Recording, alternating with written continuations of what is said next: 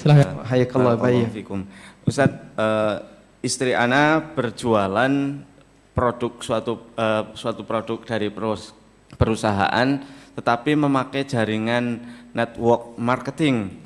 Mohon pencerahannya tentang itu dan hukumnya.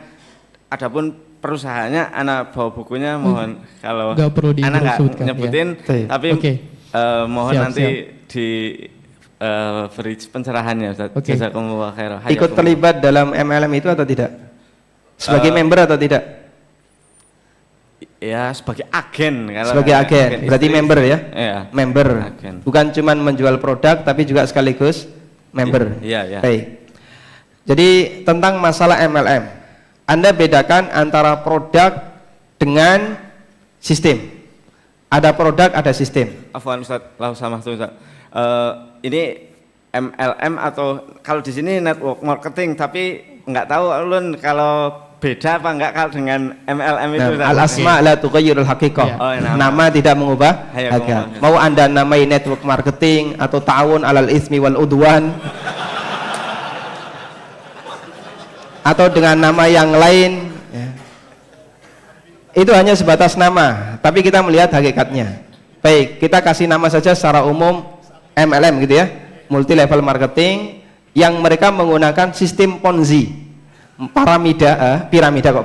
piramida di mana bagian bawah itu lebih banyak dibandingkan bagian atas. Baik, pertama begini, masalah MLM, tolong Anda bedakan antara produk dengan sistem. Ada produk, ada sistem. HP ini halal atau haram? Produk yang halal. Bisa nggak ini dipasarkan secara MLM? Ini bisa dipasarkan dengan metode konvensional, bisa juga dipasarkan dengan metode MLM. Sehingga ketika Anda bahas MLM, pertama Anda lihat dulu produknya. Produknya halal, nggak jadi masalah. Ketika produk ini halal, maka tidak perlu dibahas produk, karena dia nggak ada masalah.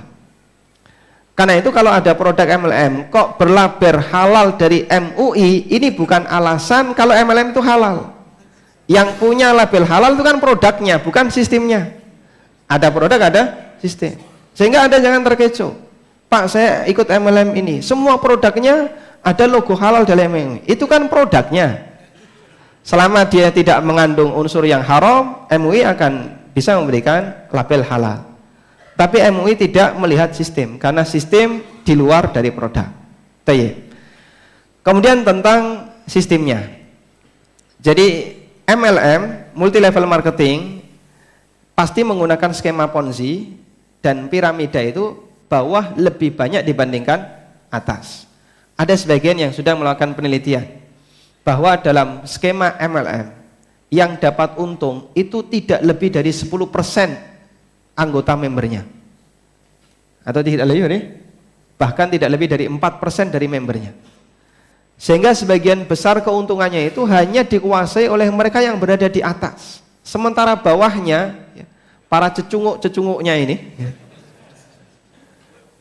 mereka hanya bisa banyak bekerja dan bisa mengharapkan poin atau bisa mengharapkan diskon, tapi perjuangan yang harus dia keluarkan jauh lebih banyak. Dia harus keluar banyak modal, dia harus keluar banyak biaya untuk beli produk dan berusaha untuk mencari downline dan seterusnya. Antara bonus yang dia dapatkan dengan apa yang dia keluarkan bisa jadi lebih banyak apa yang dia keluarkan. Cuman dia tidak mempertimbangkan seperti ini. Kelihatannya kok saya dapat bonus, tapi kan modal kamu lebih banyak dibandingkan bonus kamu. Makanya sebagian besar produk MLM itu bukan produk yang punya nilai ketahanan terhadap pasar. Anda bisa lihat, ada beberapa produk yang dia itu tidak di MLM-kan, tapi punya nilai ketahanan yang lama. Sejak dulu kita waktu masih SD sampai sekarang benda itu sama, ada. Gitu ya.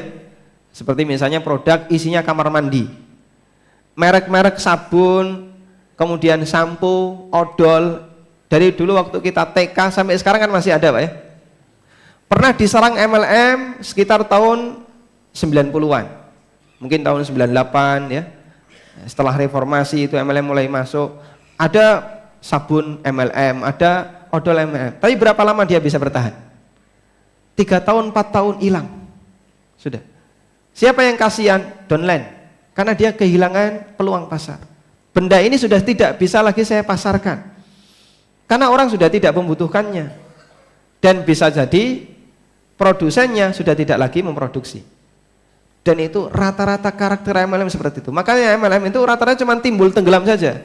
Sekarang lagi ngetren, setelah itu turun, dah hilang. Cuman ganti-ganti saja. Sekarang benda ini, besok ganti benda yang lain, besok ganti MLM yang lain. Sehingga dia tidak punya nilai ketahanan terhadap pasar. Beda dengan benda yang dipasarkan secara konvensional. Ada beberapa yang dia bertahan. Coba kalau benda ini yang di MLM-kan, tentu keuntungan itu akan lebih bisa bertahan. Tapi ternyata benda seperti ini tidak masuk kriteria MLM. Kenapa? Produksinya lebih mahal dibandingkan produk MLM. Sebagian besar produk MLM itu biaya produksinya sangat murah. Terus kenapa kok orang mau beli? Karena selisihnya itu sebagian besar untuk motivasi dapat bonus. Makanya kita selalu menyarankan sebaiknya sudahlah, kalau masalah produk, jika Anda butuh silakan Anda beli, silakan Anda manfaatkan. Suplemen misalnya, dia punya ketahanan berapa lama? Paling sekian, setelah itu hilang. Baik, saya kasih contoh produk MLM yang mungkin nilai ketahanannya cukup kuat, klorofil, Pak. Itu kan mungkin sejak tahun 2000, mungkin 2000 berapa? 2005 atau 2006 ya, sudah ada klorofil. Dan sampai sekarang mulai menurun. Dulu booming banyak di mana-mana, jadi produk andalan. Kamu kalau mau beli klorofil ikut member MLM. Nah sekarang kan pasarnya sudah mulai turun. Kalau saya mau daftar, saya mau cari pasar klorofil susah, rugi saya. Nah kalau seperti ini dilanjutkan, maka yang rugi kelas bawah semuanya. Padahal bawah lebih banyak dibandingkan atas. Yang atas sudah menikmati hasil, bawah mau bekerja, masih sibuk bekerja dan dia belum mendapatkan apa-apa. Nah ini salah satu di antara sisi madorotnya MLM atau sisi kerugiannya bergabung di MLM, karena produknya tidak punya nilai ketahanan yang kuat di pasar. Nah, wallahu a'lam.